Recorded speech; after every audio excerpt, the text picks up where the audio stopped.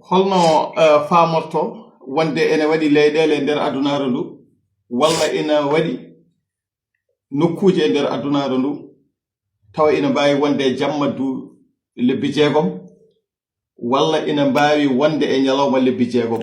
Banndiraaɓe musidɓe tedduɓe, en puɗɗorima inde Allah en juule nelaaɗo mo jam e kisal ngoni mum.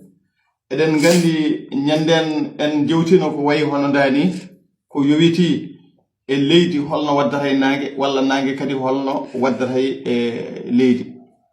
Ɗum ɗon noon en mbino ma en gatto e ngal ɗo namdal. Ay banndiraaɓe musidɓe tedduɓe, e ñalawma hannde o no 19 lewru avril hitande 2026 ɗum ɗo ko jeeton ɗo ko leydi wonɗo, leydi ko ni wayi. Hay so tawi e jaati ina ngakki wonde bul o, ɗum men gatto hen so Allah jaɓi. Kono noon ena ɗesa wawde kam famnade dendagal ko jeeton, kala ko bulɗi ko jeeton ɗo hen ko ndiyam, ɗum woni maaje ɗe nanoton ɗe. ɗum men gatto hen nde wonno ni ko ndiyam ɓuri heewde e leydi. koɓe mbiyata ndiyam ma ya ha hedde 70 e nder temedere walla 70 pawɗi seeɗa.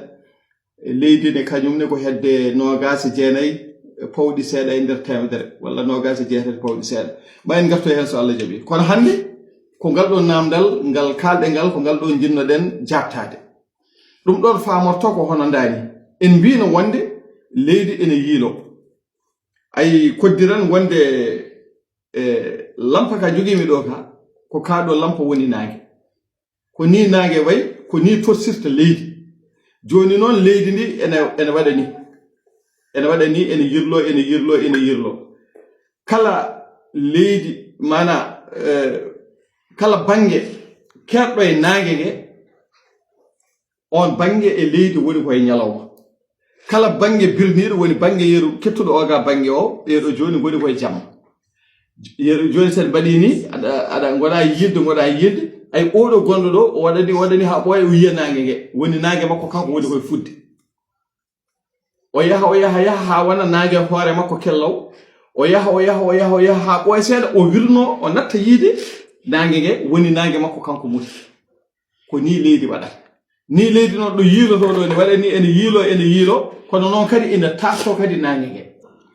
So yi ha artiɗo wonno en mbino wonata ko hitande, kono joni leydi so yirlima e hoore mum ha arti yeru joni sen itti nde ɗo toɓɓere yirlima ha nde arti ɗo nde wonnoɗo, ɗum woni ñalawma, mana 24 heures waktuji 24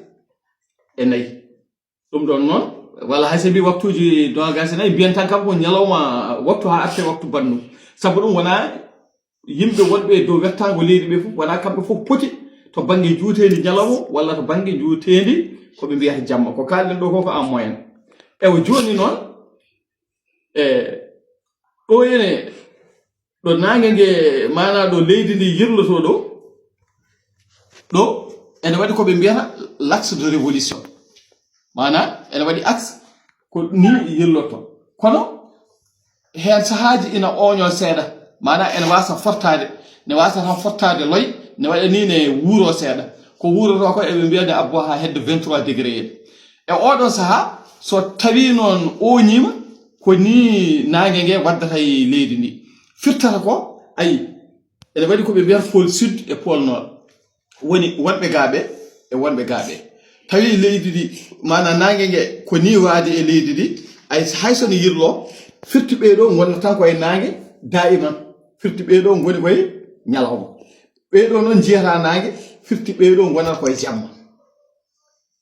Yaha kadi ha ɓooya seeɗa, so yi ha woni kadi lebbi jeegom axe de révolution o change, mana leydi ndi wuuro seeɗa. So leydi ndi wuurima watta kadi oɗo banggue ɓuura wawde yiide nangue ngue, woni wonɓe ga lesɓe firtata kañum henne ko natti yiide nangue ngue, firti kamɓen ɓe gona koye jamma. ɗum ɗon noon ina anda hay to banggue lebbi ko hakkude koɓe mbiyata mois de mars ha mois de septembre, wonande wonɓe pôle nord mana koɓe mbiyata wonɓe seɓɓitande wonde dow nde.